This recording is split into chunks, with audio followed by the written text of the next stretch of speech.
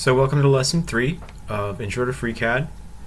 And this lesson is going to be similar to the last one in that we're going to explore some of the different tools that FreeCAD has to offer. So we're going to start with multitransform. Then we're going to cover primitives, both additive and subtractive primitives. We're going to learn about how to create our own custom planes.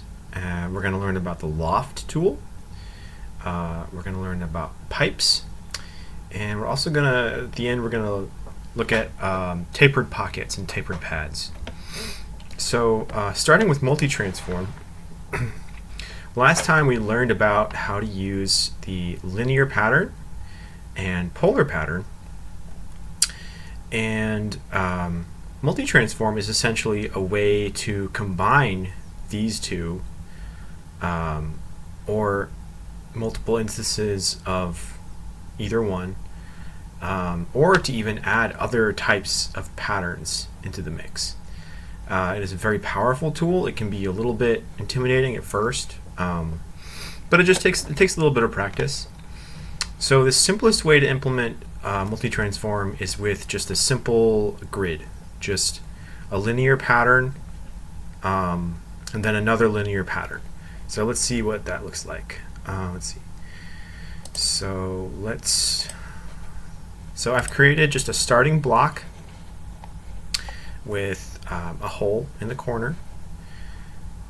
If you're following along, just create something that looks similar. You don't have to worry too much about the exact dimensions.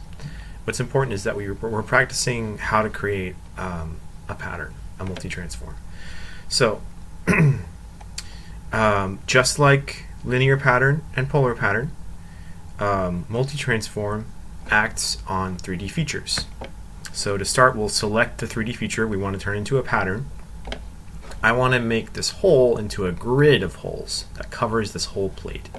So I'm going to select the 3D feature that I want to turn into that pattern. And so I'll just select the pocket. I'll go create multitransform. So nothing's happening yet because we need to add our transformations. So in this box, it'll show the features that we've selected. In this case, I've just selected this one hole. You can have multiple different features in this list, and then the transformations will be applied to all of them at once. So to add a transformation, I'm going to right-click over where it says right-click to add in this box. And I'm going to start with a linear pattern. And we're going to create like one axis or one side of our grid. So I'm going to do offset instead of overall. I'll change the offset to 10. And again, don't worry too much about things lining up perfect with yours. Just we're mainly just trying to get used to how to use multitransform. And I'm going to up the occurrences. Okay. Alright, I'll hit OK. So that's our first pattern in the multitransform. Now, whatever we add next will act on this entire pattern or this entire group of holes. So I'm going to right-click to add another linear pattern. And we need to choose the green axis, or the y-axis, to make this new pattern go in this direction. So I'll select base y-axis. Okay, and then same thing, I'm going to change from overall length to offset. Make the offset lower, let's say 5. Oops. I can always go back into my multitransform by double-clicking in the model tree. What happened was I hit the enter key and it sort of finished the tool prematurely. So going back into that second pattern, double-clicking to edit it. And I gotta change the offset to 10 to make it look pretty. And I'll up the occurrences to 10 as well. Yeah, And so that is how you can use a multitransform to create just a simple grid by having one linear pattern and then a second linear pattern that acts on that first one.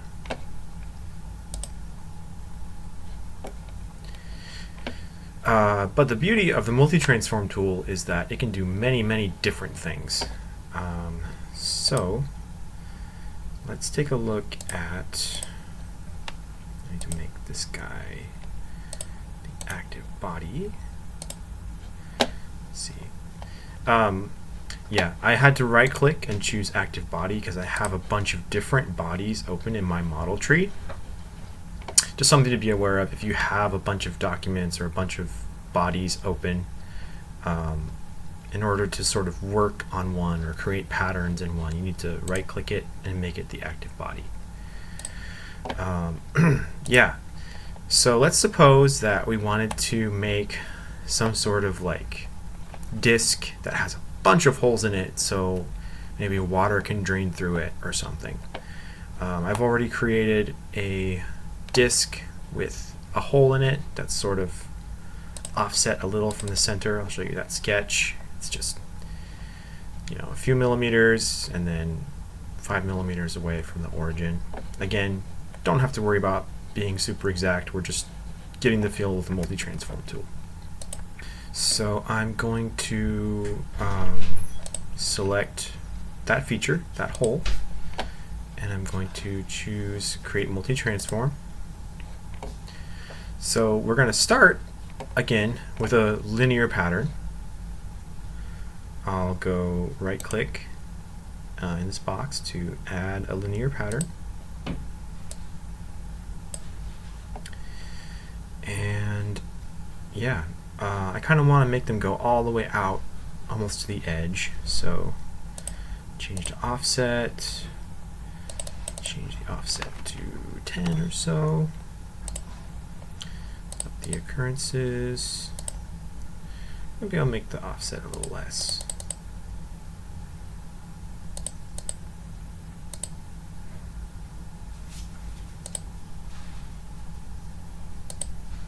Yeah. Alright, I'll hit OK to finish that particular pattern. Now what I'm going to do is I want there to be many like radial arms of this line of holes going all the way around the disk. So we can do that by just adding a polar pattern next. I'll right click in this box. I'll do add polar pattern.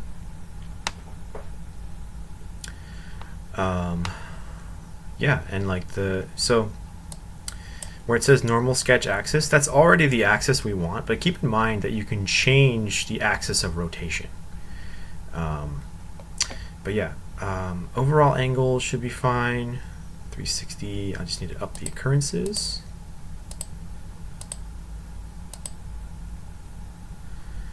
Okay. Yeah, that should work. So yeah, that's how you can use a multitransform to combine linear pattern and a polar pattern. Let's think about what might have happened if we did these in the opposite order. Let me actually get rid of this, and I'll get rid of this as well, and I'll add a polar pattern to begin with. I'll put occurrences at 5, let's say. I'll hit OK. Okay, now let's see what happens if I add a linear pattern next. Let's see. I'll change overall offset, bring the offset down. Let's see what 20 does. Yeah. So you can kind of see like the order of the transformations matters. So right now what it's doing is it's creating a polar pattern, and then it's creating a linear pattern where it just places another of those rings of holes in a line. So I hope that kind of gives you an idea of the functionality of the multitransform tool.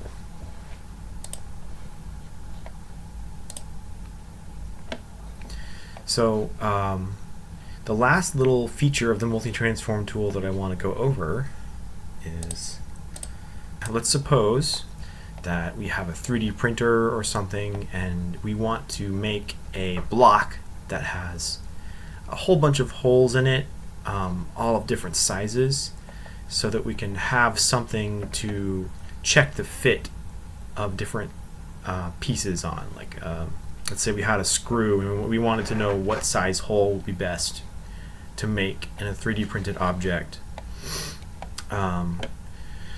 We can use the multitransform tool to make a line of holes, and each hole gets increased in size by just a little bit each time.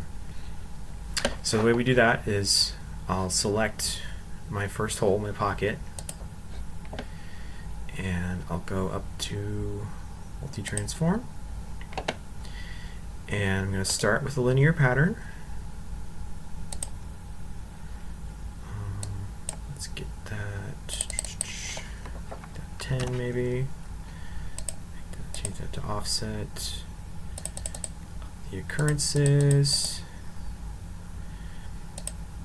or maybe I'll do 8 or so. Yeah. So I'll hit OK to finish that first pattern. So these holes are currently all the same size, but if I right click and do add scaled transformation, let's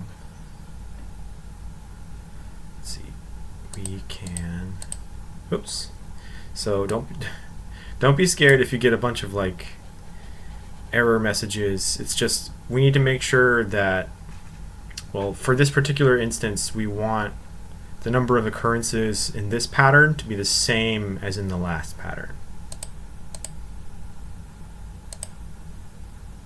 Oop.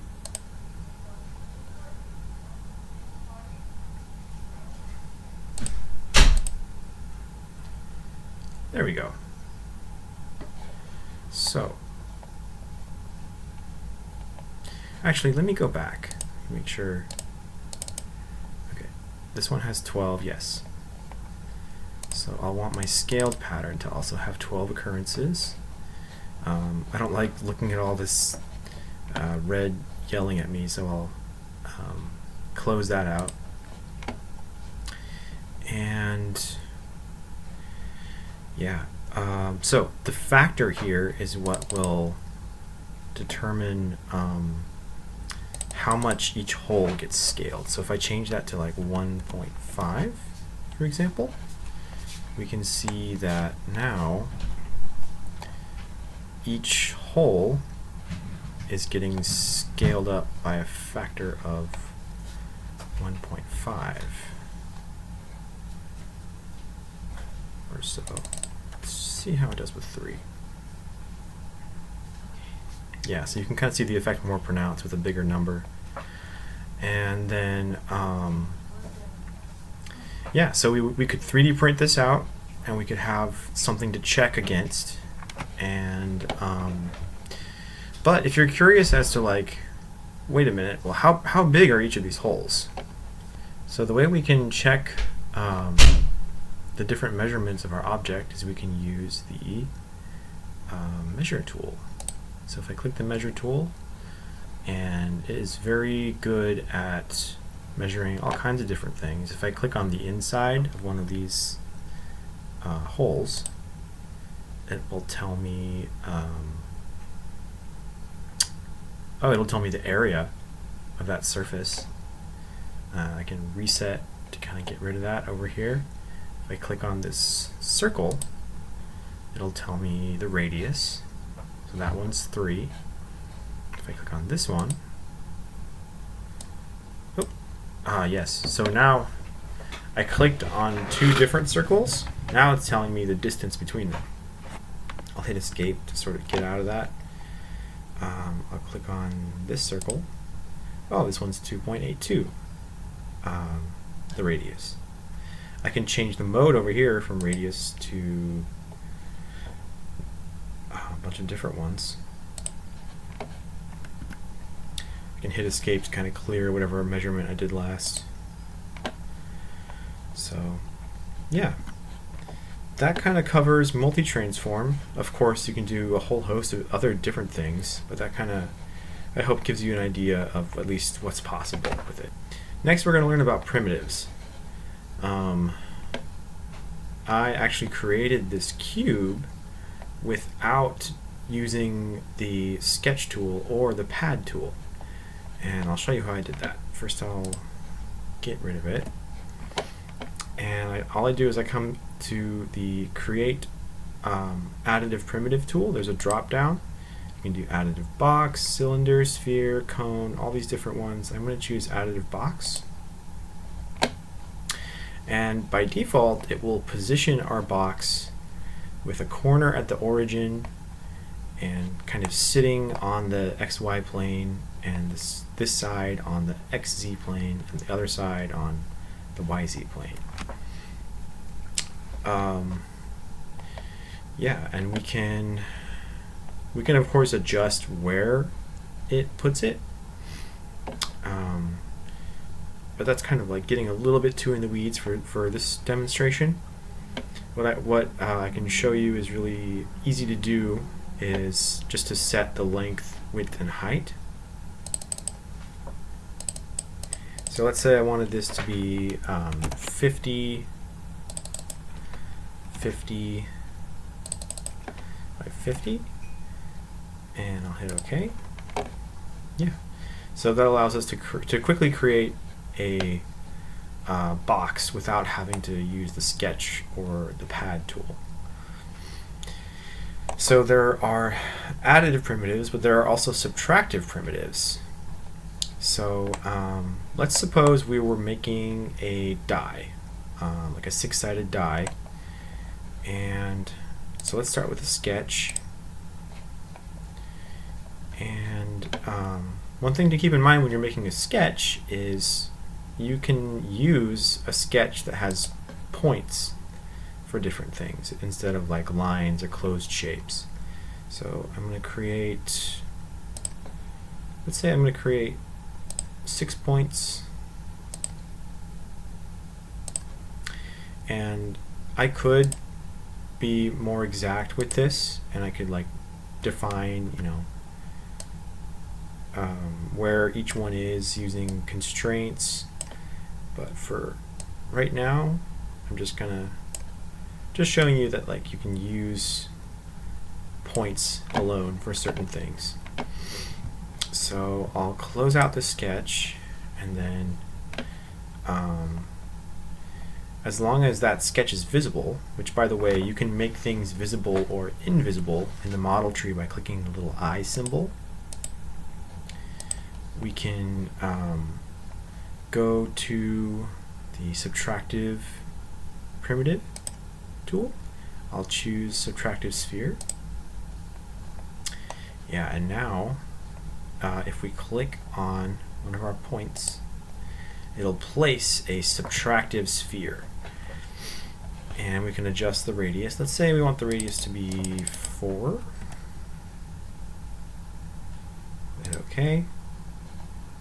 Yeah, so what that's done is it's carved a hemisphere into the surface because it placed that subtractive sphere right at that point.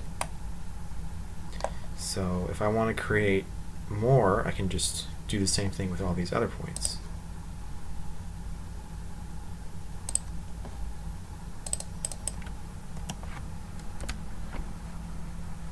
So that's how you can use additive and subtractive primitives to kind of save yourself some trouble, save yourself having to draw sketches sometimes.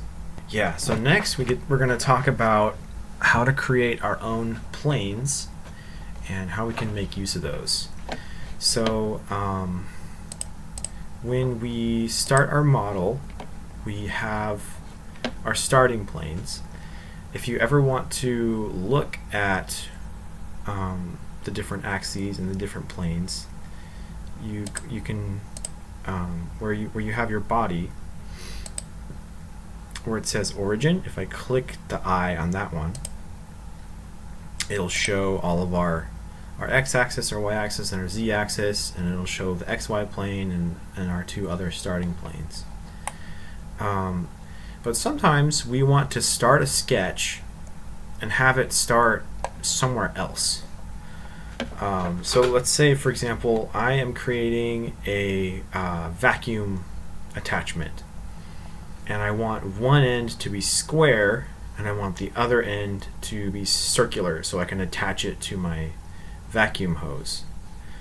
What I'm going to do is I'm going to use the loft tool to create a shape that has this square profile on one end and a circular profile on the other end.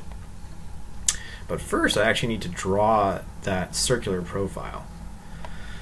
And the way I'm going to do that is I'm going to create my own custom plane that is somewhere up here. So let's see. One way to start creating our plane is to select a reference plane. So in this case, I know I want my new plane to be parallel to the XY plane, but just kind of offset in the Z direction. So if I click the XY plane to select it, and then hit create a datum plane, there's kind of a lot going on here. Try not to get too intimidated. Most of this is relatively simple once you kind of get used to it. Since I already selected the XY plane, it added it to this kind of list of references. And then if I go down here, we can kind of ignore all this for now.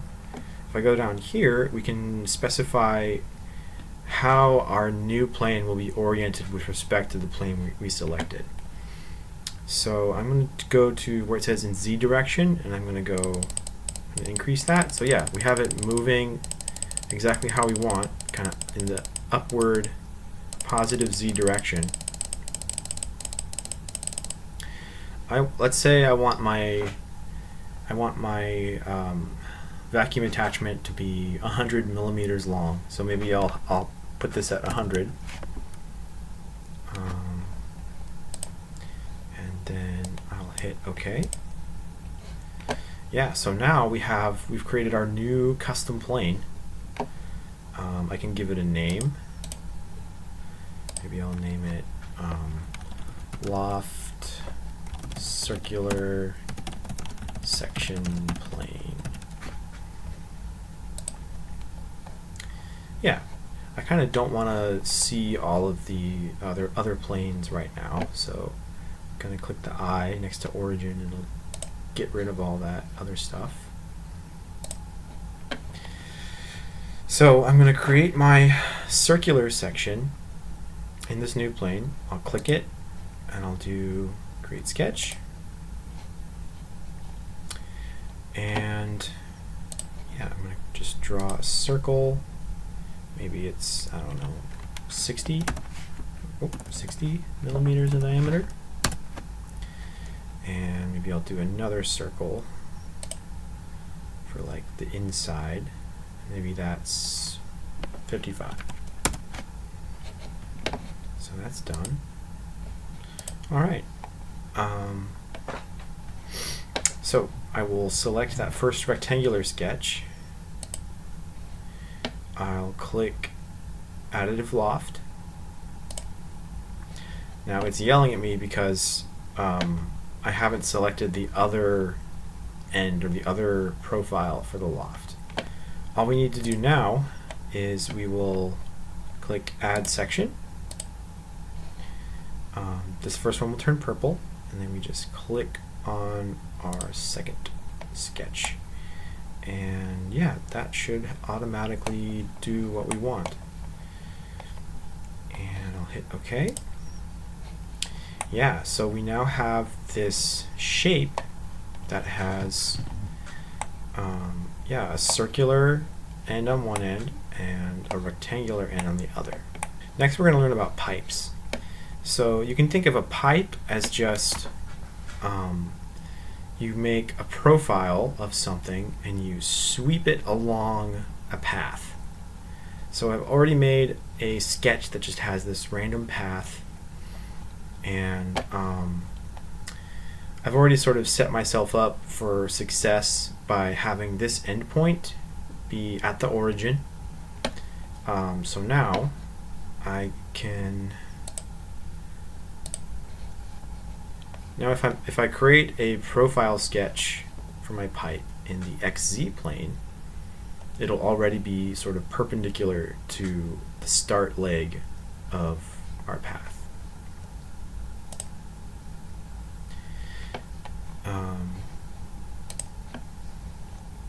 Yeah, so I'll select the XZ plane. I'll do create sketch. And let's say we just wanted a pipe with a circular profile. Maybe 10 millimeters. I'll hit close. To create our pipe, all I need to do is I'll select the sketch that has my pipe profile. I'll choose additive pipe, and now so the profile has already been selected. It's the one we just selected.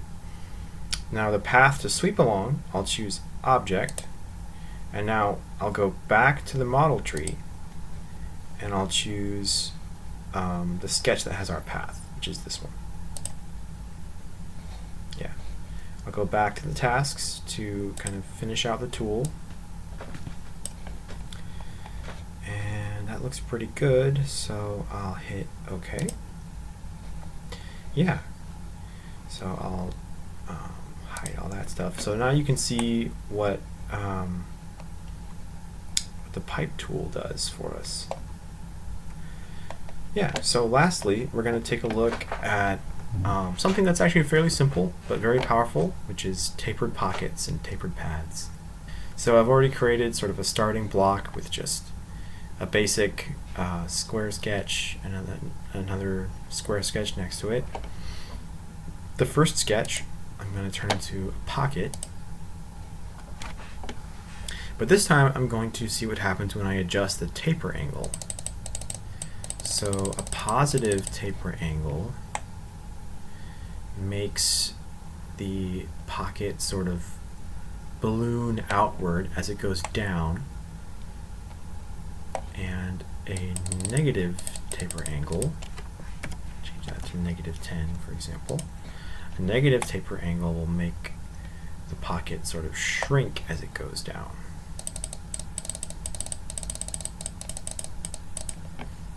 And now we can see what an additive pad looks like with a taper angle.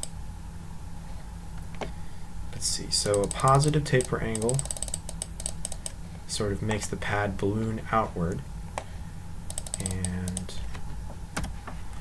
negative taper angle makes it taper inward. And that's all for this lesson.